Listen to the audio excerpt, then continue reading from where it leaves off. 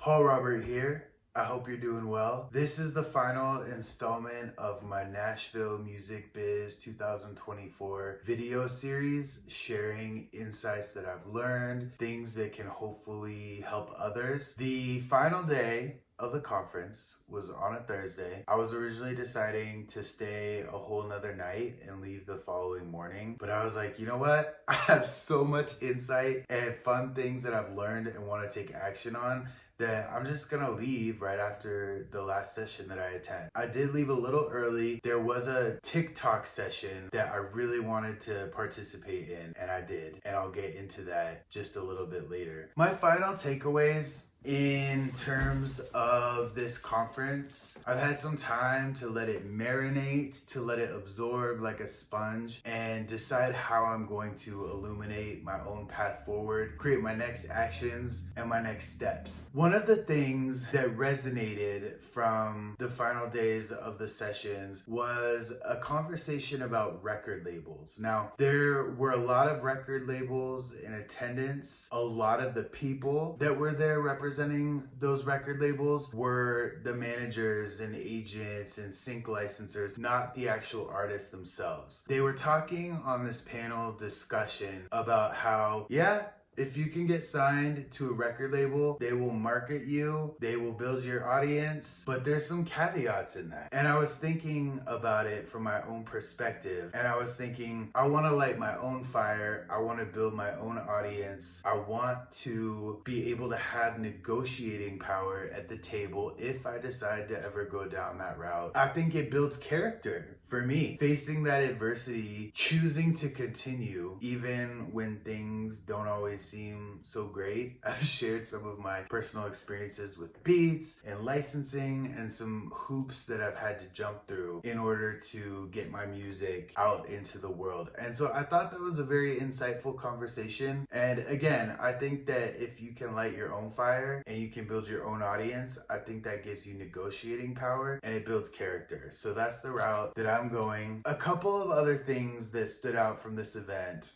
were the conversation around artist names. There was a representative there, actually several, I believe, from Amazon Music Services. They were discussing artist names and how sometimes when they start to work with an artist, they're like, okay, let's change the name. That resonates for me because I have left my last name off of my pseudonym because number one, it's hard to pronounce, hard to say, hard to spell, but also I kind of want to keep my blood family out of the drama of all of this, if that makes sense. The story that really stood out to me is a lady from Amazon was sitting on one of the panels and she was talking about this artist that I happen to enjoy listening to, thought I knew how to pronounce her name. It's spelled Tovelo. I always thought it was Tovlo, like a play on tough love, for example. And she was saying that so many of that artist's fans actually pronounced it the same way, Tovlo, which is actually the wrong way. So in partnership with Amazon Music Services and Alexa, what they were able to do when a fan comes on and says, hey, Alexa, please play Tovlo on Amazon Music, she would come on, the artist herself, and she would say, hey, this is actually Tuvelu. That's how to pronounce her name. And so she would be able to educate her fans and then also engage with them in a kind of fun way. That was one example about names that really stuck out to me. I thought it was a beautiful story. I'm like, how can I say I enjoy listening to this artist? I don't even know how to pronounce their name. There's interesting creative things that you can do in partnership with some of these companies along your path and along your journey. And that story really stood out to me. So I wanted to share it with you. Finally, the last session that I attended before I dipped out,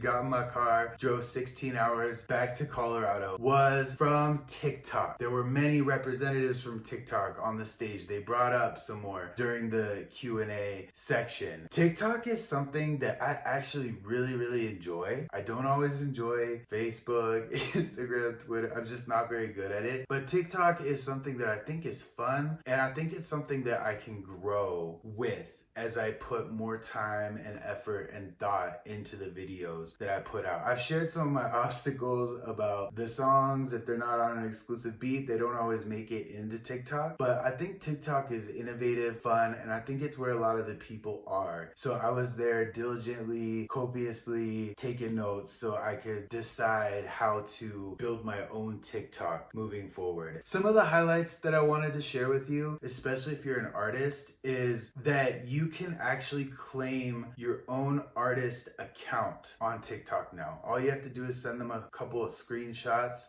showing that you are who you say you are. And then you can pin songs to the top of your page, videos about behind the songs. Your fans can actually create videos with your music, tag you, and you can feature it on your page. You can do duets with another artist. You can do stitches where you piece your TikTok videos together with some other TikTok videos. And then finally, there are charts on TikTok. I'm sure a lot of people are aware of that, but maybe not everybody. And I was aware, but I didn't know much about it. There is a viral 50 TikTok chart, and there's also a top 50 TikTok chart. One of them is updated daily, and the other one is updated weekly. So if you're trying to build a buzz for your song, getting some inspiration, never copying, but getting some inspiration and seeing what some other artists are doing to get onto that list, I think that can be very educational and also inspiring. And you can access that directly from the TikTok app. There's a lot of things that I learned, but those are the things that I'm really inspired by. Those are the takeaways that I have internalized as I put my plan to move forward together. And so I wanted to share that with you in case that is helpful to anyone else. In closing, I would like to say that we are all just one song or one video away from lighting our own fire, from catching fire, and from creating that breakthrough moment that I think we all want